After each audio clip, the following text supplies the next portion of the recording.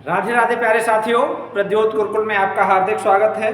मैं प्रद्योत और आप प्रद्योत गुरुकुल यूट्यूब चैनल देख रहे हैं। आप सभी को भगवान श्री कृष्ण प्रकटोत्सव की हार्दिक शुभकामनाएं।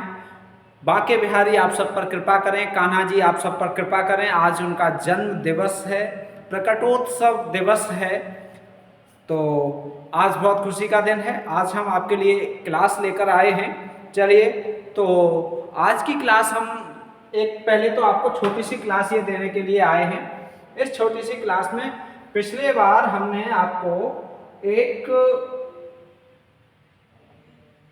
प्रश्न दिया था और एक प्रश्न देने के बाद फिर धीरे धीरे हमने कई प्रश्न दिए थे, जो आपको कम्युनिटी पोस्ट पर हमने आपको प्रश्न दिए थे। ठीक है, सभी को राधे राधे, सभी को राधे कृष्ण। ठीक है, राधे कृष्ण। तो कम्युनिटी पोस्ट पर हमने प्रश्न दिया था कि कौवे की बोली किस प्रकार की होती है, किस वर्ग में रखी जाएगी, मात्रा के विचार के अनुसार से। तो देखा जाता है प्राय मात्राएं जो होती हैं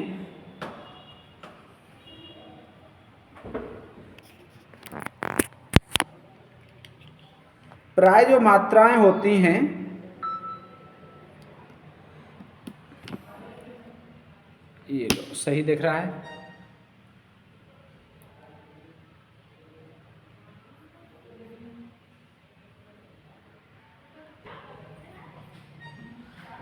तो किसी भी स्वर के उच्चारण में जो समय लगता है उसे मात्रा कहते हैं। मात्रा काल प्रत्येक स्वर का अलग अलग होता है। यदि स्वरों के वर्गीकरण की बात की जाए मात्रा काल के अनुसार, तो मुख्यतः तो 3 ही माने जाते हैं: ह्रस्व स्वर, दीर्घ स्वर और प्लुत स्वर। कौन कौन से 3 माने जाते हैं? ह्रस्व स्वर, ठीक है, ह्रस्व स्वर, ठीक। दूसरा कौन सा? दीर्घ स्वर, और तीसरा प्लुत स्वर। ये स्वरों की बात हो रही है, ठीक है। तो यदि स्वरों का उच्चारण देखा जाए तो 3 प्रकार से उच्चारण होता है मुख्यतः। वैसे सामान्यतः 5 भेद भी माने गए हैं इसके, और ज्यादा भी माने गए हैं। ये कहा गया कि जिन स्वरों के उच्चारण में एक मात्रा काल का समय लगता है उन्हें ह्रस्व स्वर कहते हैं। ठीक है, कितना बताया गया? 1 मात्रा काल, ठीक है। अब दूसरा, जिनके उच्चारण में 2 मात्रा काल का समय लगे उन्हें दीर्घ कहा गया, और जिनके उच्चारण में 3 मात्रा काल का समय लगे 2 से अधिक का, तो उन्हें प्लुत स्वर कहा गया। ठीक है। अब समस्या ये आई कि इनका निर्धारण कैसे हो कि 1 मात्रा काल का समय कितना माना जाएगा। ये जो समय होगा वो कितना माना जाएगा, कैसे निर्धारित होगा कि इसमें 1 मात्रा का समय है, इसमें 2 मात्रा का। वैसे ये भी देखा जाता है कि इसका ठीक 2 गुना ये नहीं होता है, और इसका ये ठीक 3 गुना भी नहीं होता है, लेकिन ये सामान्य वर्गीकरण मान लिया गया है। ठीक है, इसमें जितना समय लगता है उसका करेक्ट 2 गुना इसमें नहीं लगता है, और इसमें जितना समय लगता है उसका करेक्ट 3 गुना इसमें नहीं लगता है प्लुत स्वर में, लेकिन सामान्य वर्गीकरण में ऐसा मान लिया जाता है। तब जब इस तरह का वर्गीकरण कैसे निर्धारित हो, उस समय नारद शिक्षा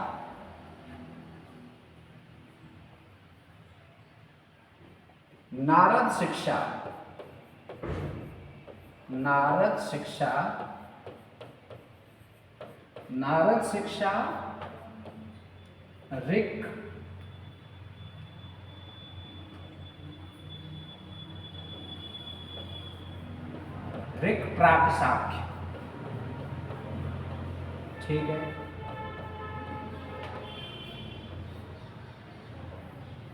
यदि हम चर्चा करें इसकी नारद शिक्षा काय की, ऋक् प्रातिशाख्य एवं अन्य ग्रंथों की, तो इसमें क्या कहा गया कि कुछ एक निश्चित उदाहरण दिए गए कि ह्रस्व स्वर कैसे नापें, दीर्घ स्वर कैसे मापें और प्लुत स्वर कैसे निर्धारित करें? तो उसे निर्धारित करने के लिए काल होना चाहिए। कुछ लोग ये कहते हैं कि एक चुटकी का जो समय होता है वो ह्रस्व स्वर का होता है, लेकिन ये भी ठीक ठीक मापन नहीं है एक चुटकी का भी। अब ह्रस्व स्वर का जो एक मात्रा का समय मापा जाता है, तो इसमें जो नारद प्रातशाख्य नारद शिक्षा है, जो शिक्षा है, आपने शिक्षा ग्रंथ पढ़े होंगे, निरुक्त, छंद, ज्योतिष, व्याकरण, शिक्षा, वहाँ की हम बात कर रहे हैं, ठीक है, जो वेदों से निकले हुए हैं।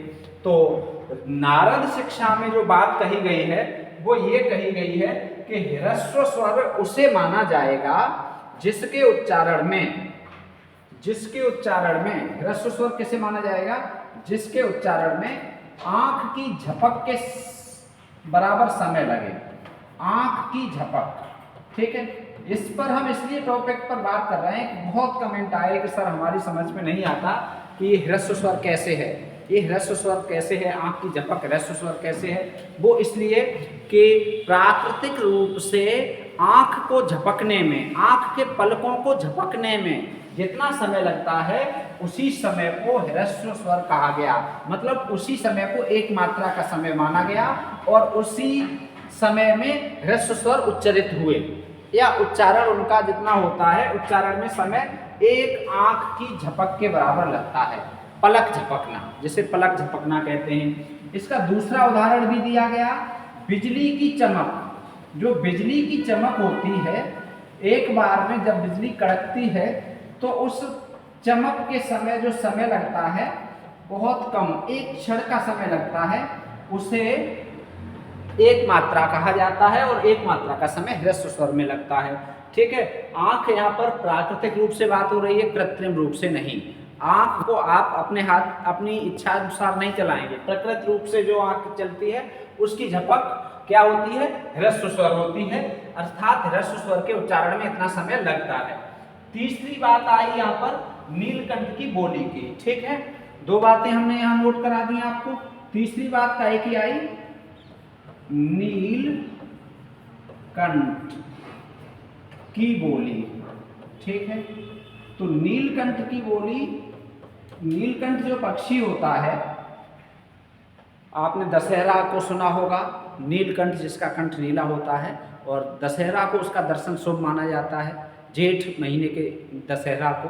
तो वो पक्षी जो बोलता है उसकी बोली, अब यहाँ पर हम दूसरे फ़ोन होता उसमें वीडियो चला के आपको बोली सुना देते, लेकिन कोई बात नहीं, आप सुन लेना उसकी।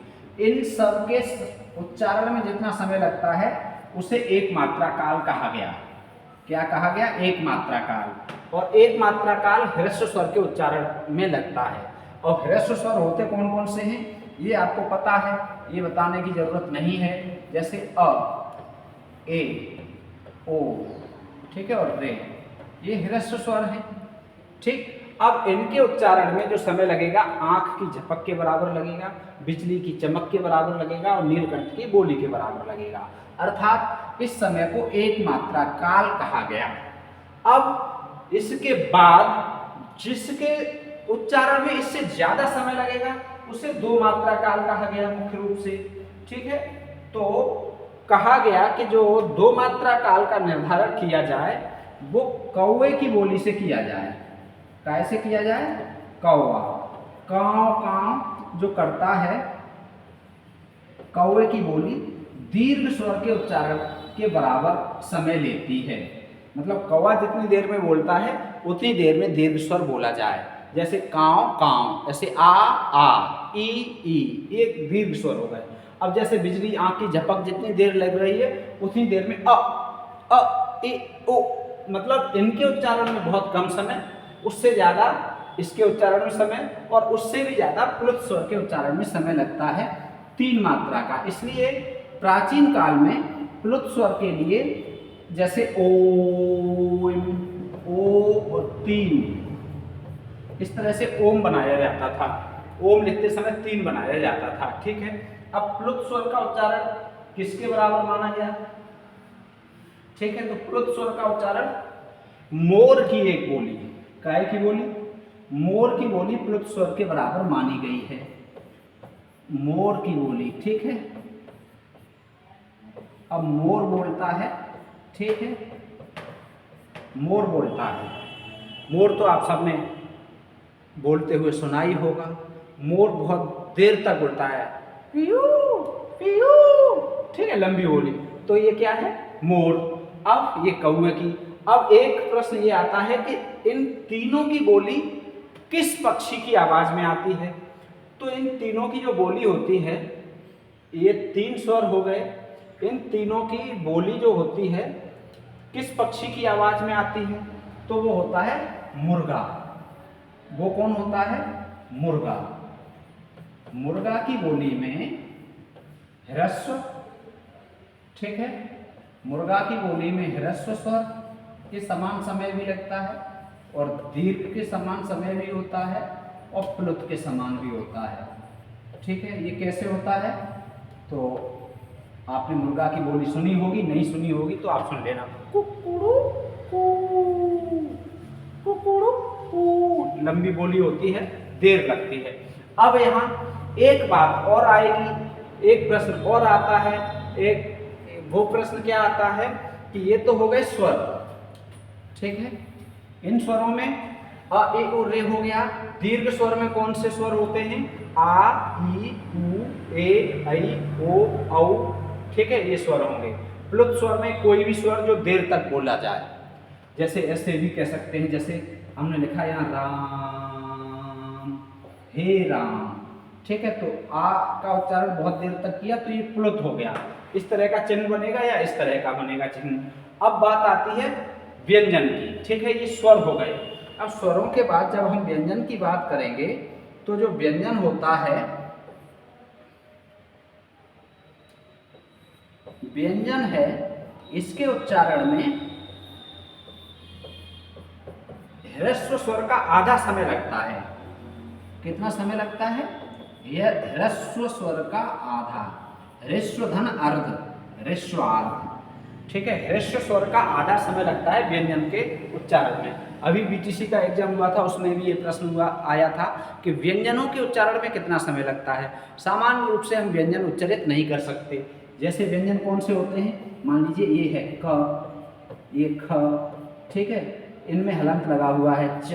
अब इनके साथ हम अ स्वर को भी उच्चारित कर रहे हैं, लिख सकते हैं, इन्हें उच्चारित नहीं कर सकते। लेकिन इनके यदि निर्धारित जो किया गया है वो ये किया गया कि व्यंजन के उच्चारण में ह्रस्व से भी आधी मात्रा का समय लगता है। 1 मात्रा यहाँ, 2 मात्रा यहाँ, 3 मात्रा यहाँ और यहाँ मतलब 1/2 मात्रा, मतलब सीधी सी बात आधी मात्रा का समय इसमें लगता है व्यंजन के उच्चारण में। तो ये आप ध्यान रखेंगे, इसलिए इन्हें ह्रस्वार्ध भी कहा जाता है व्यंजन को, ठीक है। अब आधी मात्रा का समय कैसे निर्धारित किया गया? तो हमने आपको एक लगाया था, न्योले की बोली के समान है ये, ठीक है, न्योले की बोली। नारद प्राक साख्य में, नारद शिक्षा में ये कहा गया कि आधी मात्रा का समय निर्धारित करने के लिए न्योले की बोली का उदाहरण दिया गया है। अब न्योला क्या है? ये न्योला, देखो, उत्तराखंड में एक पक्षी पाया जाता है जिसे न्योला कहते हैं। वैसे न्योला एक स्थान भी है, गांव का नाम भी है, लेकिन इस न्योले की बोली जो है वो बहुत प्रसिद्ध है। एक लोक कथा भी है, लोकगीत भी हैं वहाँ के, उत्तराखंड के। तो इस न्योले से संबंधित हम आपको, न्योली जो चिड़िया है, इस चिड़िया के बारे में हम आपको थोड़ा सा बताते हैं। चलो, इसके बारे में हमने थोड़ा सा यहाँ ले रखा है, ये देखो, हम आपको यहाँ दिखाएंगे।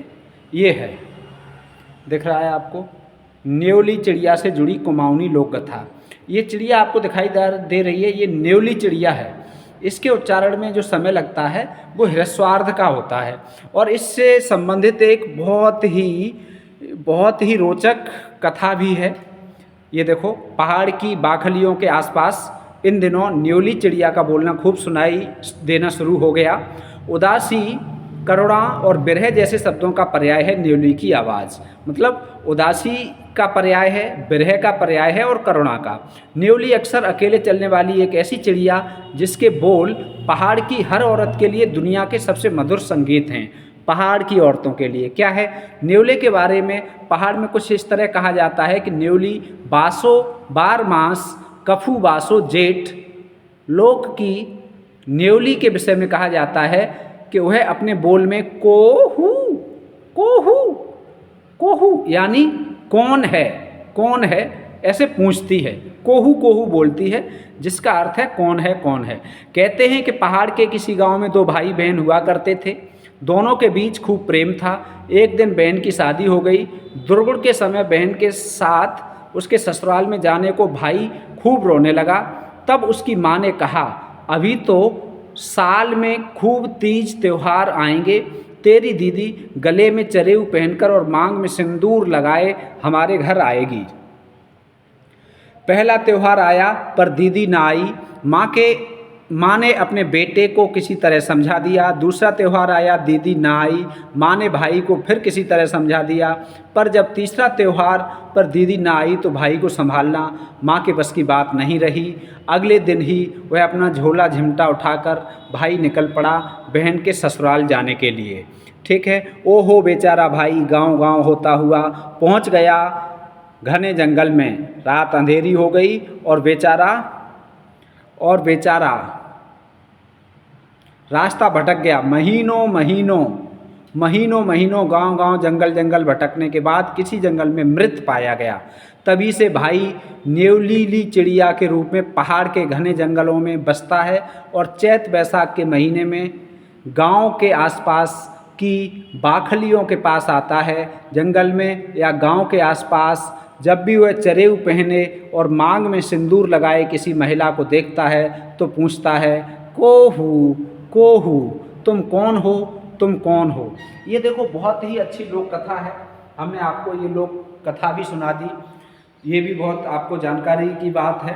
तो ये न्योली चिड़िया जो भाई बहन थे उन एक दूसरे से बिछुड़ गए, भाई मर गया और भाई न्योली चिड़िया के रूप में उसने जन्म ले लिया और न्योली चिड़िया के रूप में किसी भी मांग में लगाए हुए सिंदूर और जाती हुई स्त्री को देखता है तो कोहू कोहू उच्चारित करता है, कौन हो अपनी बहन की याद में। तो वो न्योली चिड़िया की बोली ह्रस्वार्ध के समय मानी गई है कि इसकी बोली ह्रस्वार्ध होती है, मतलब आधे ह्रस्व स्वर के बराबर।